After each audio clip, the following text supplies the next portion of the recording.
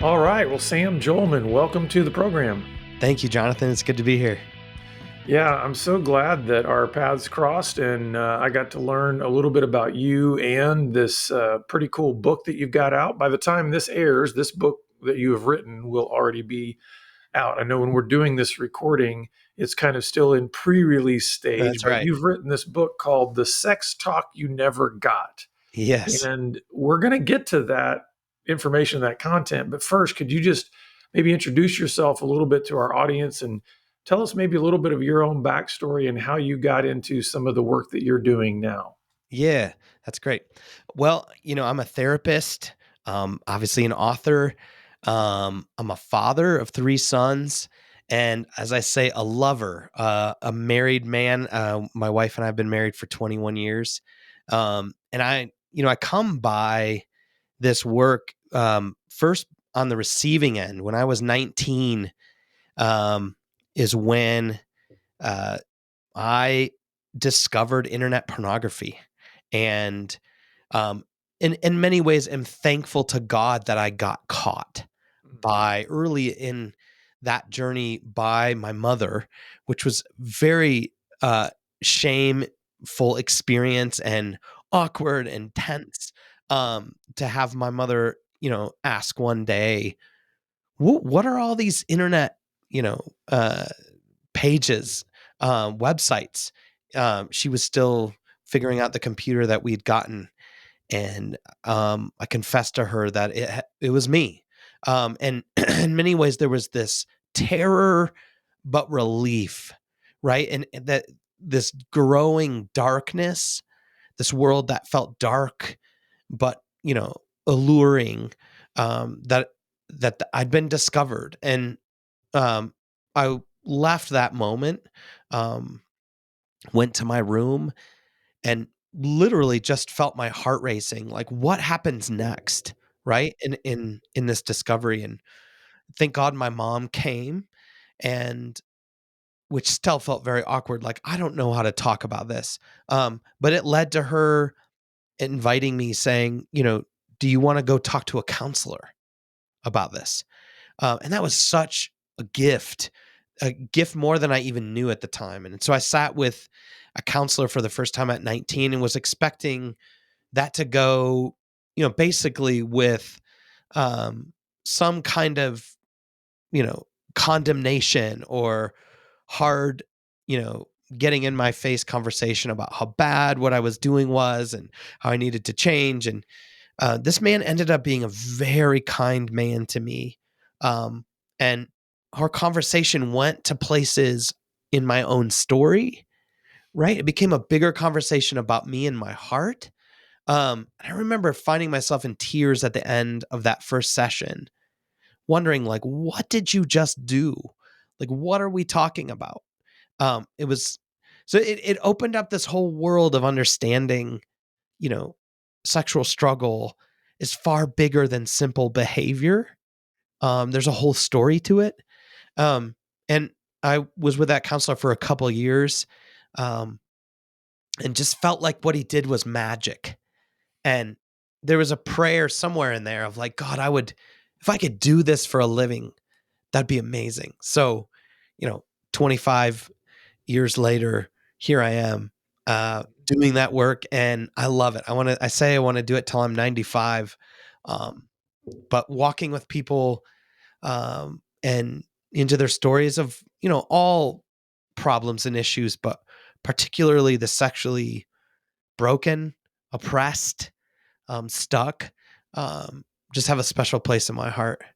Yeah, it makes a huge difference to have somebody that is um, competent to be able to help us navigate those difficult parts of our being that we just can't understand when those types of issues like pornography and other things lure us away from the good design that God made for us in that. Yes. And now, in the same way, and we can talk about this just a little bit before we get to the book, is um, can you talk a little bit about what that experience was like with that counselor that was so positive, and how sometimes counselors that are not competent in their craft can actually be harmful to a Yeah. person's, recovery.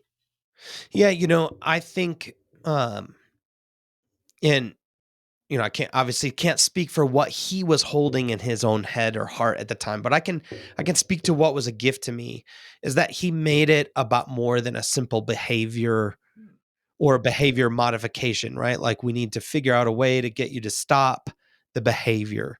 Um, and treat this as like lust and um you know, we need to get you to stop sinning and, you know, and again, I'm not saying that treating the behavior in itself is bad, but if you only treat behavior, Yeah. I think that's where you get into a bind where honestly you often just double people's shame Mhm. because they don't know why they can't quit, even though their heart is very sincerely wanting to stop, right? And they've prayed, and probably by the time they've come to a counselor, they've suffered so much agony.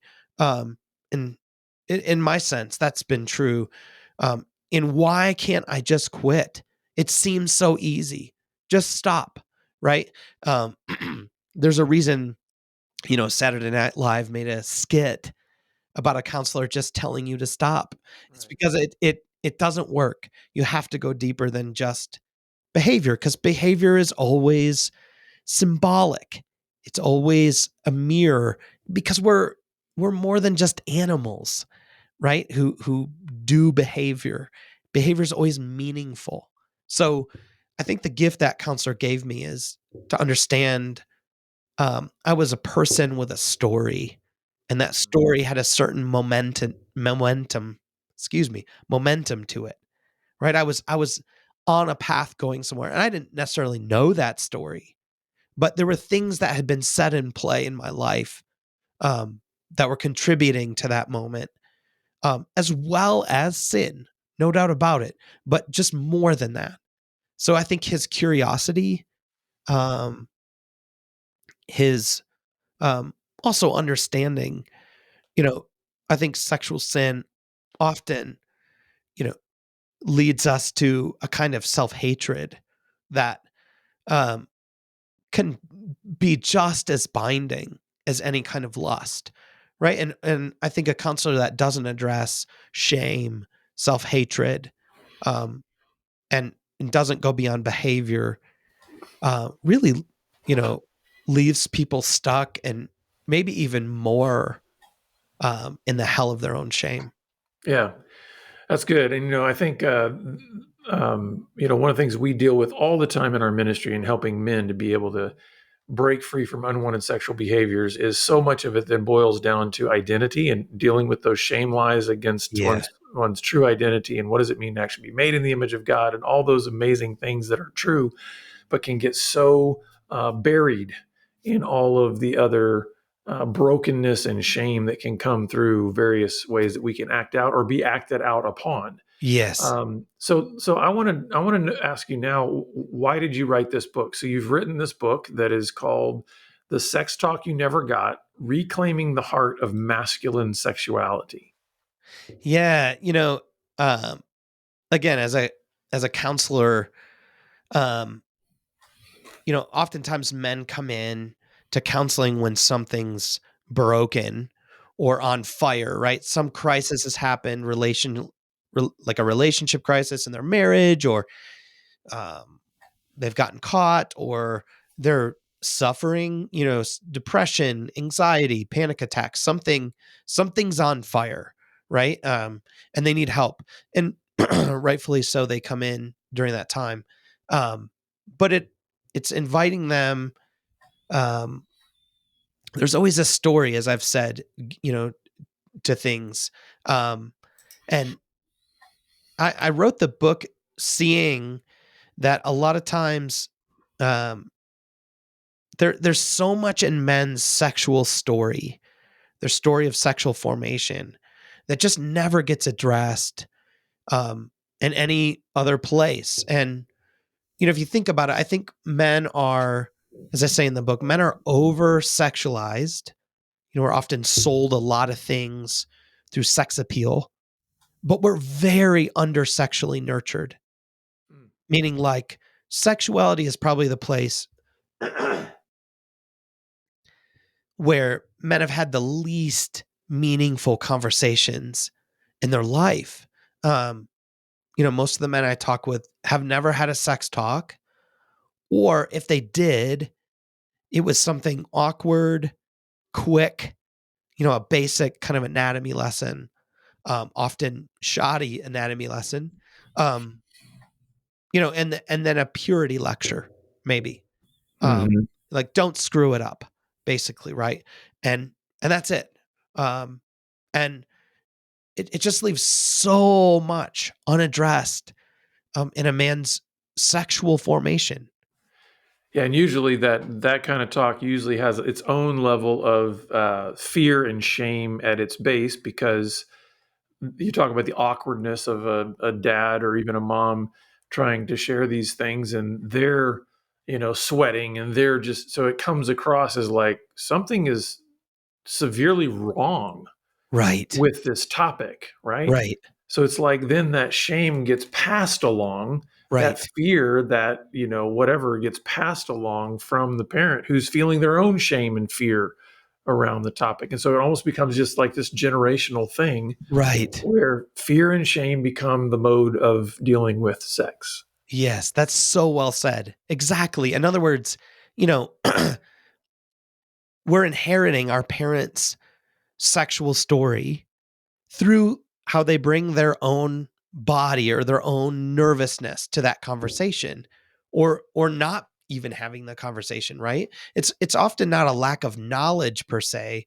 It's often just their own shame. Um, you're right. So it scripts, you've said that well. It really scripts sex as a shameful thing, not an exciting thing. Like, how cool that God made us this way, and look what's Mhm. coming. Um, it doesn't invite that kind of excitement or anticipation or So, blessing. So let's talk about one of the things that you said that sometimes comes through these maybe awkward and stilted sort of sex talk conversations that maybe some of our audience got, but I would venture to guess that many of them didn't. Many men that come to our ministry, they're like, "Dad, talk about sex? Are you kidding?" I mean, it was like if it ever was talked about, it was in lewd terms, or it was around a Right. joke, or it was like introducing pornography. It was all brokenness. It was never something like you said, beautiful and good and all that. But let's talk. You mentioned about how sometimes in those conversations it can become maybe like a purity lecture. So let's talk about that for just a second. How can that be damaging or confusing if everything that a young boy learns about sex is around just this one outcome, which is purity? How does Yes. that how is that maybe not a good approach for teaching on sexuality to our children? Yeah. And again, purity is obviously something God calls us to. So it's not that purity in itself is bad. It's just if that's the only goal of sexuality is to maintain purity, it leaves something out. I think in terms of, again, anticipation, excitement, how God made us as sensual beings, and um, you know, to be wowed by life. As I talk about in the book, we're really made for awe, and awe, I think, is should be the goal of sexuality, um, because awe leads to worship. But I think if the script is purity only, it again, the implication, as you said well, is it starts to set up this idea that you need to be scared of your sexuality, right? Like you're probably a hair's breadth away from acting out. And I think it over scripts this idea of, um, you know, you're, you're kind of a monster in waiting, or, Mhm.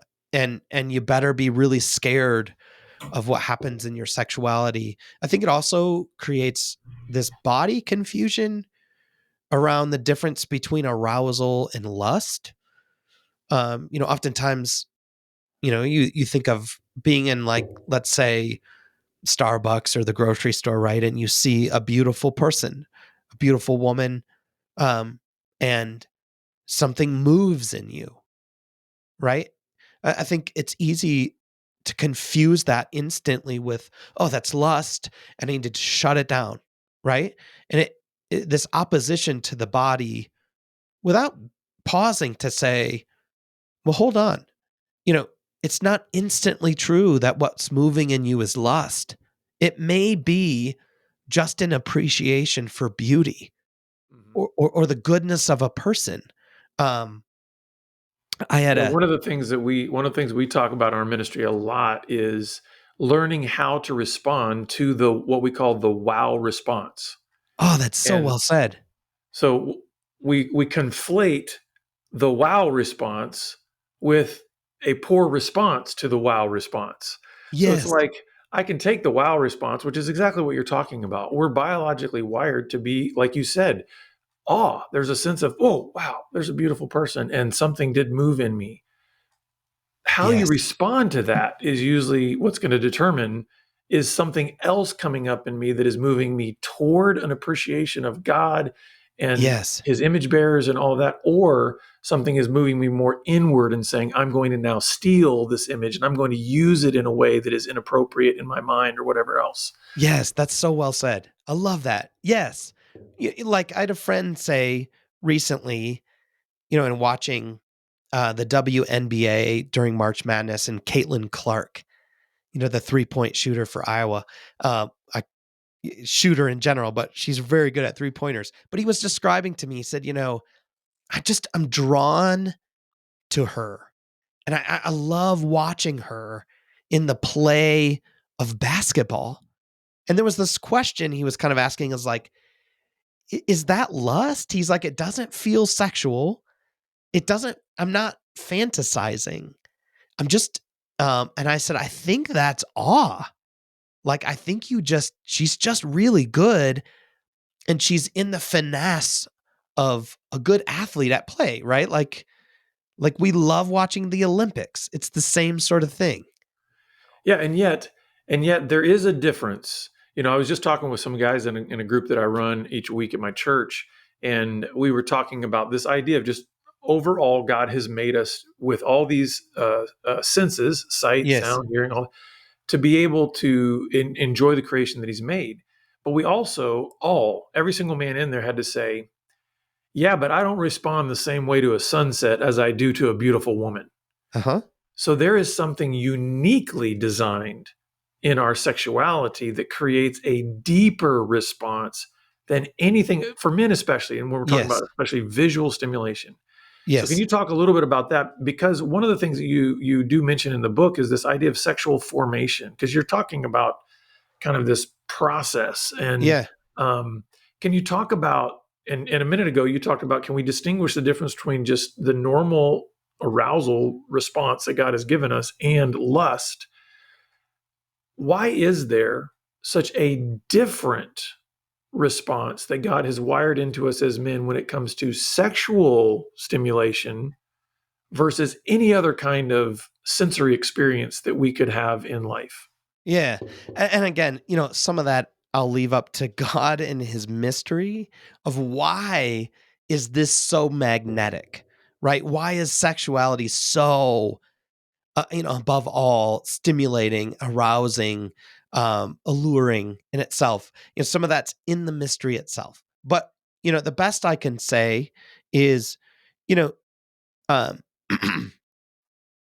a sunset is a form of beauty which is deeply moving, or you know a lion at the zoo, and the awe we could feel at the strength and power of a lion.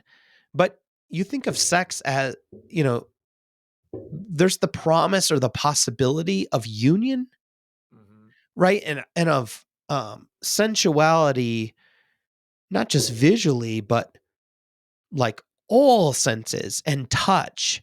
And so I think sex brings together both this sense of awe, but our desire for union and physical connection, right? Physical passion. Um, because sex isn't just a spectator sport, right? It's not intended to be something you watch. It's meant to be something you participate in. So I don't participate in a sunset. Yeah. Um, Yeah, I there's could not a relational connection to that, right? Or the possibility of a relational connection to that, to the sun or right, to those colors, right? right. And you think even like watching Caitlin Clark, like I'm just a spectator. No, again, if I was on the floor playing, right, that would step up the experience of awe.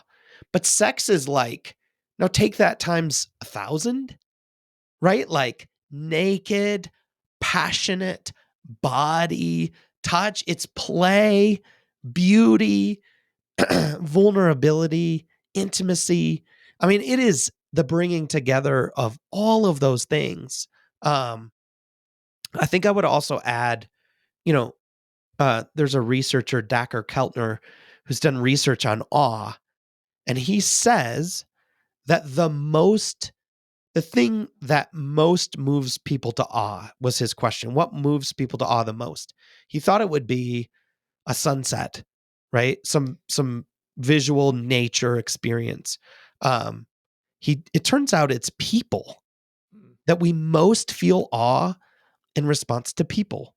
So, just to add, there's something, as I say in the book, like Psalm 8, where David, is waxing eloquent about humans, about himself, really. And he says, what are we that you're mindful of us? And, the Son of Man that you care for us. And the next line is, you made us a little lower than God. And again, it's often translated heavenly beings, meaning we think angels. But another translation there could be, you made us a little lower than God. So I think just the sense of like, people are the most staggeringly beautiful expression of God's glory on the earth. Um, so again, that's my attempt at answering the mystery of why sex is so magnetizing. Yeah, and there's a reason why God designed it the way he did, because it does give us that metaphor, that picture of the gospel of intimacy with our creator, Yes. right? So let's talk for a little bit about why is it that sexuality seems to be so, especially for boys growing up, but I think in general now for all kids growing up, why does it seem to be so neglected and so little talked about as part of just the development of a child from childhood to adulthood? Yeah. That's a great question. And to some extent, I would want to say, gosh, I am baffled by that as well.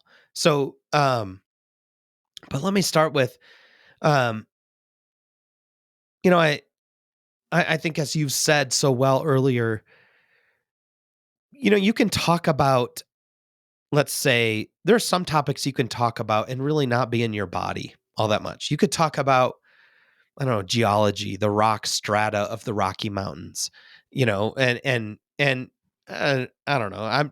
It would, maybe some people it would really get them going, but it's going to be a Or fairly or you boring. talk about Pythagorean's theorem or something like that. You're Right, looking at a math equation. I'm not right, going to be in my body that much talking about that. right. Exactly. Or taxes, unless it's stress and fear. But like, sex is one of those things that you can't talk about outside of your body. Again, that's my opinion, but it's so embodied instantly, in terms of a conversation. So I think, as you said earlier, if you just generations of parents who have their own sense of shame. I know my parents' story now, of which I didn't know at 12 and 13, when my mom handed me a book and said, you know, here's a book on sex. If you have any questions, go ask your brother, because I'm not a guy. And that was it. That was the 30-second sex talk I got, which was nothing about sex. Um, you know, I now know their story of shame that they bring, cultural, communal shame that they bring, uh, to having conceived out of wedlock, and just the way their community, um, condescended to them. And I grieve for my parents that they bear that. Um, so you just think that's me in one story Mhm. of like you can't talk about this outside of your own story or your own body. So if you haven't addressed your own shame, um, or your own story, you're going to be pulled to act out of that. Um, Mhm. So let's talk about that a little bit. There's two things I want to talk about here. One is for everybody who's listening, they did not get that good, healthy, godly, connected training from their parents of being able to yes. really understand, or they didn't get that good, healthy sexual formation in their family of origin. And they're experiencing all the ramifications of that brokenness in their life now. How can those who are in that kind of situation, how can their sexual story be restoried, or how can there be a new Yeah. narrative that they engage now moving forward? Yeah, that's great. Um, well, I mean, those are the very people I wrote this book for is, after the fact, now what? Right? You're a couple decades older or a decade older or a few years older than 18, and the time has come and gone for you to get a sex talk, or at least a good one. Um, there really is this sense of beginning to engage your sexuality with a greater kindness and curiosity. Um, it's easy, again, as I said, and I would also add what keeps this so suppressed as a topic in families. Evil hates your sexuality. Mhm. It wants you to bury it. It wants you to keep it in silence and secrets and shame. So, to start with, to just understand, evil wants to join your sexuality to shame. It is working and has been over your life to do that. Um, but then how do you address that? To start to be curious about your shame, to actually start to wonder. A lot of times people, at least the men that I walk with, they just assume their shame is because of their sin. Mm. It's me. I'm just a mess. I'm screwed up. Um, uh, I just, it's mine. It's just conviction or guilt, right? Mhm. So to begin to turn the table on that and say, wait a second, what is the story of this shame? Um, to be curious, most guys don't come in to counseling saying, I have a story of sexual harm. Uh, that stuff is so buried. A lot of times guys will even say to me, I plan to take this to my grave. Mhm. I never wanted to talk about this. Or maybe even a little less mild, they'll say, well, there's some weird stuff that happened when I was a kid. Um, or there's something I just don't know how to talk about. Um, that stuff, to begin to be curious about that and find a way to start to talk about it. Um, but I'm convinced um, innocence is recoverable. Um, that Jesus can restore your childlike sense of awe, your Mhm. childlike heart, um, and beginning to um, really, in a way, get angry at the messages of shame that have haunted you, and say, if God made me good originally in the garden, and obviously we've all fallen, but the original design of Adam's sexuality was good, then why do I feel so assaulted as if I'm a monster or a pervert or twisted or dark, right? That you stop just accepting, well, I'm just messed up. Mhm. Uh, Yeah, you stop engaging with that hopeless narrative. So now I want to ask you now, because you said you're a dad of three boys. So, yes. so now let's speak to the other side of the equation. So you just spoke a minute to those who, hey, they've grown up and they did not get that conversation, or that input for healthy spiritual or sexual formation. But now, okay, you're a dad of three boys. I'd love to hear. Let's talk to the parents for a minute, especially the dads out there, because this book is about reclaiming healthy masculine sexuality, right? Yes. Or reclaiming the heart of masculine sexuality.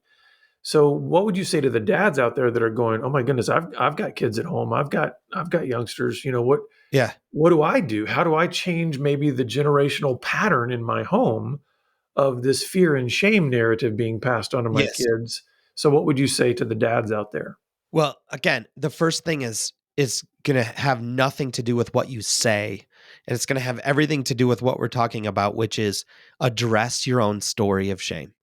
Because again, understanding what's going to keep you from the conversation probably most is your own embodied sexuality.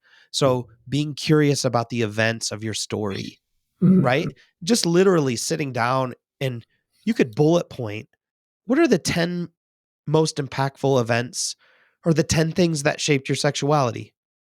Um, or 20. Don't stop at 10. Just if you just did a bullet point of here are the events that shape me. Have you ever talked about those events? Have you ever addressed their impact on you or been curious about them? Um, that's going to be huge. Think about your own story because you're bringing your body, not just information. You're bringing your own heart. Um, but then beyond that, um, I the relief here is I think it's meant to be not just one sex talk. Um, Mhm. it's meant to be, and this doesn't originate with me, but 100 1-minute sex talks over a kid's life. Um, Meaning like you don't have to do a 2-hour lecture on sexuality and get it all in, right? In fact, it's probably not going to go well because of how awkward that will Right. Yeah. feel for your kid to have that much thrown at them. So, I really think, not that it's talk at first, but the sex talk really begins at birth with how you invite your children to treat their own bodies. So I say early childhood, it's all about blessing embodiment, Mhm. um, sensuality, meaning like how they enjoy and receive the world, blessing their bodies, um, blessing their curiosity about their own bodies. So, using the right names for body parts, and Mhm. um, just inviting them to see their body as like the creation and artwork of God, um, and then answering their curiosity, um, meaning beginning to um, try to predict where their questions are going. And um, my sons are 12, 10, and 7. So really, you know, trying to be aware of and answering their questions, but answering their questions in like a 1-minute way. Don't give them the hour lecture again. But just enough to keep their curiosity kind of slaked, in other words, that they begin to know any question is an okay question. Yeah. Um, and they can bring it to you. There's no shame. Yeah. It's like when a 7-year-old asks you, "Where do babies come from?" You don't have to give them a whole sexual education lesson, right? I mean, Right. there's a way that you can answer that question to a 7-year-old that by the time they're 15, they're going to have a whole completely different understanding of it because, like you said, you have those 101-minute conversations all Right. over, kind of spread out.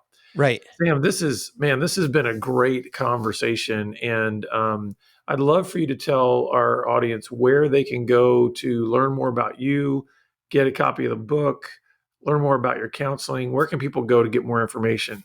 Yes, thank you. You can go to my website, Sam Jolman, SamJolman.com. You can get the book wherever you enjoy getting your books. I always vote for supporting your local bookshops, but anywhere it's available. And you can get bonuses for purchase at my website even after the launch date. And I also write on Substack at samjolman.substack.com. on healthy sexuality, and would love to have you meet me there. Yeah, that's great. Well, we will make sure to put all of that in the show notes, Sam. But man, thank you so much for writing this book, but also thank you for being with us today and sharing your time. Jonathan, this has been a great conversation. I love the work you guys are doing too. Yeah. Well, listeners and viewers, we are going to put all that information that Sam just shared into the show notes, plus even some more to help you navigate and heal from whatever shame lies you've been struggling with in your own sexuality. But also, hopefully, for those of you out there that are parents, this will help you to change the generational trajectory of your family and be able to really pass good things on to your kids to help them in their sexual formation from this godly, healthy standpoint. But we are always glad that you've been with us, and we look forward to seeing you back here again next time on the Pure Sex Radio program. Take care.